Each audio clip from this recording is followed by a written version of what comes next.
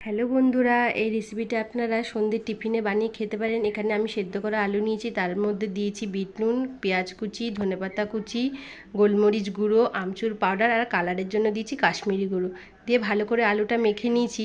এদিকে দেখুন পাউরুটিটা নিয়ে ভালো করে পাউরুটির সাইডগুলো কেটে এইভাবে বানিয়ে নিয়েছি। এবার একটা জলের বাটির মধ্যে পাউরুটিটা এইভাবে নিয়ে সামান্য একটু চেপে নিয়ে এরকম করে নিতে হবে। তারপরে এখানে আলুর পুর দিয়ে ভালো করে একটা বল করে নিতে হবে। বলটা করে নিয়েছি ঠিক এইভাবে। তারপরে দেখুন এই বলগুলো এখানে আমি ডিম নিয়েছি আর নিয়েছি ব্রেডটা কিন্তু আমি বাড়িতেই বানিয়েছি। ভালো করে বলগুলো ডিমের মধ্যে দিয়ে ব্রেডটা ভালো করে মাখিয়ে নিয়ে এবার কড়াইতে তেলটা দেখুন মিডিয়াম আঁচে রাখতে হবে, দিয়ে ভালো করে একটু দেখে নিতে হবে যাতে আঁচটা যেন একদম হিট না হয়ে যায়। এবার এইভাবে দিয়ে বলগুলো সব ভালো করে একে একে সব ভেজে নিয়ে তুলে নিয়েছি। এইভাবে তৈরি ব্রেড পটেটো বল। এই রেসিপিটা ভালো লাগলে অবশ্যই লাইক, কমেন্ট ও শেয়ার করে দেবেন।